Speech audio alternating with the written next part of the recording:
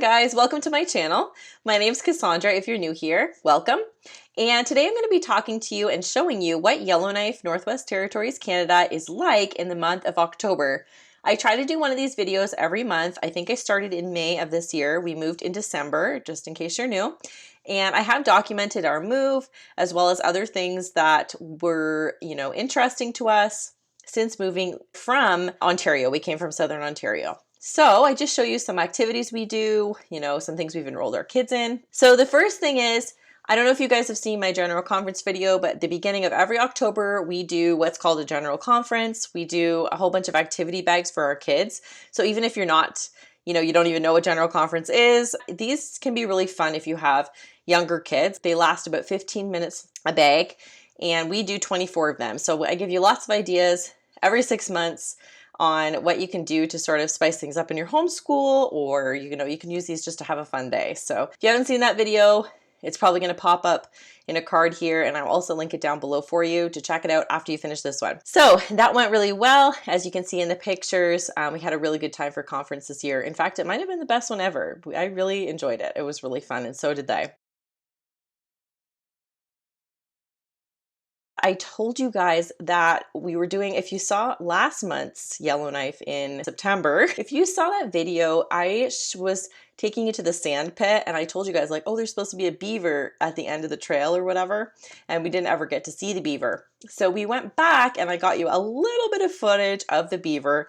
It was pretty cool. So I always like to do, if there's any kind of like wildlife we see, I always like to include them in the videos. So there is a bit of footage of that. And Alice is also going to explain a little bit about how the beavers enter the water. Hi guys, this is a beaver hole. I think that where he got into the water because he was too scared. Yeah, he always dips down and he sees us. Bye.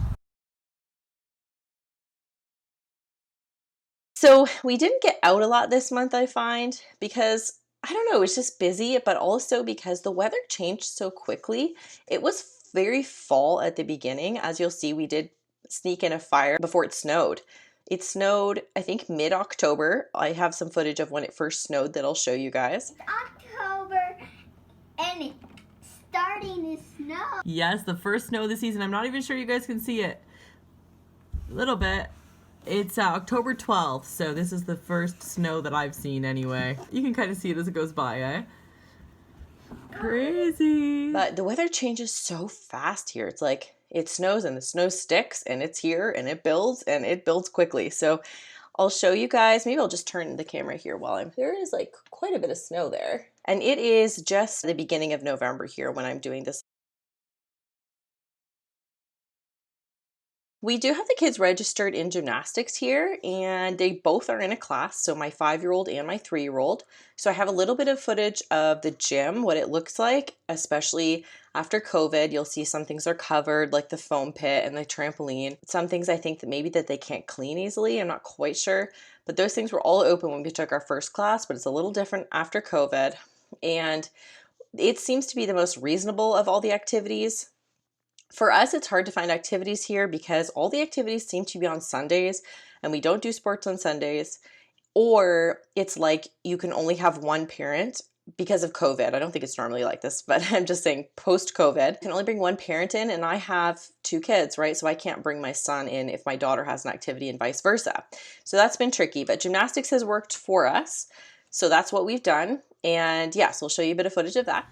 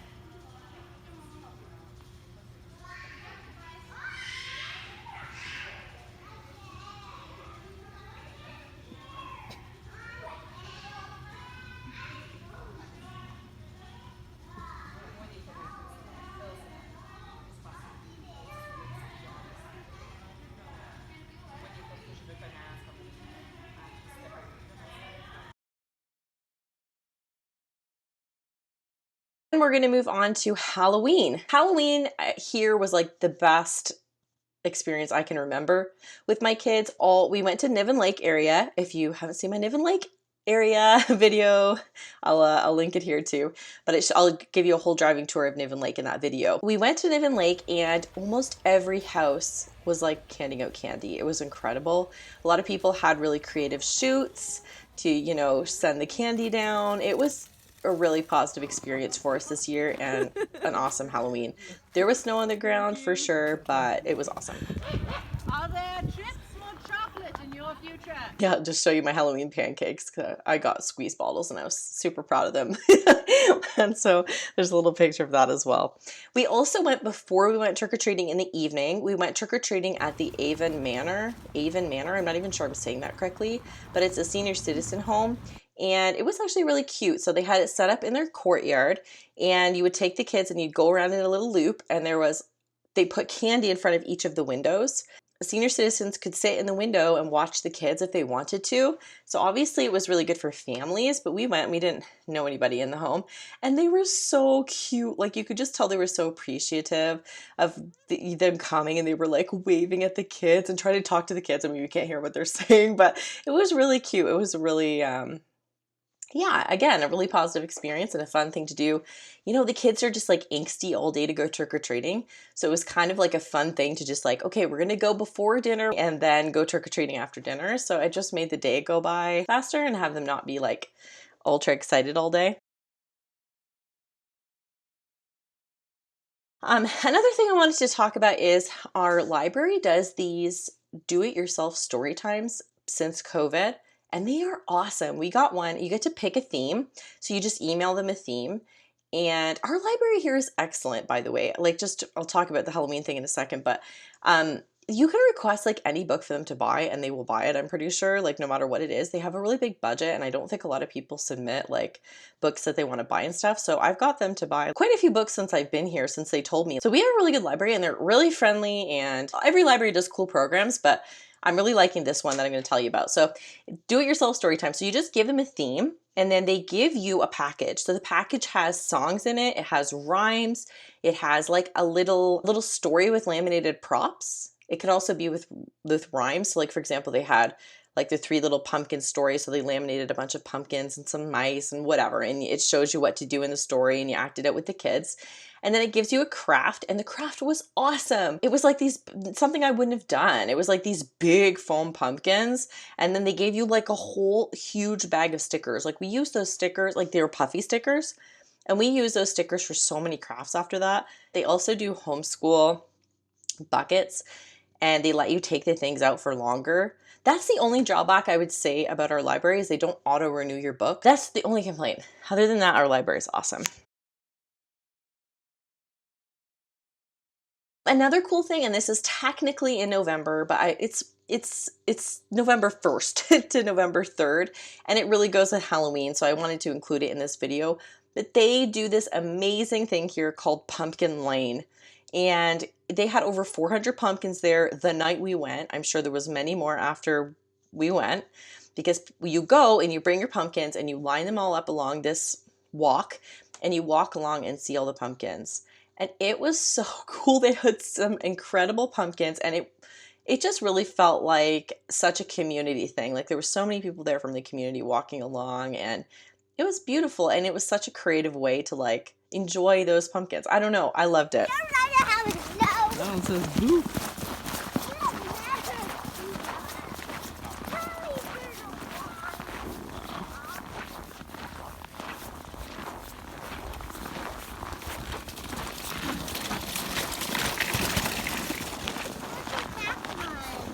Some of them are really big, huh? Is it lit? Oh yeah. I think it is. Oh, so cool, buddy.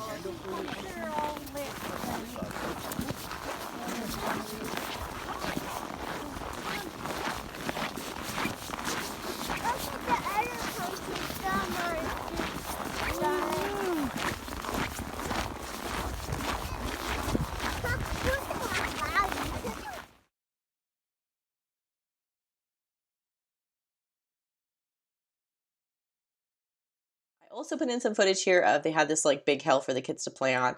There's also a park in the middle of the lane.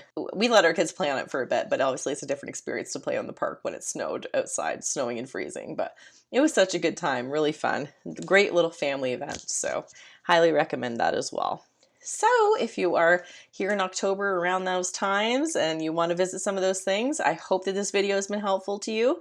And also if you've moved here and don't know some of the activities and things, I'm happy to point out some that are enjoyable for you. So definitely make sure you subscribe so you keep catching these videos, and give this video a thumbs up. And don't forget to ring the bell beside the subscribe button so that you will be notified of all of my videos. You have to click the bell to all instead of just clicking it. Thank you so much for watching this, guys. I'll see you guys in the next video.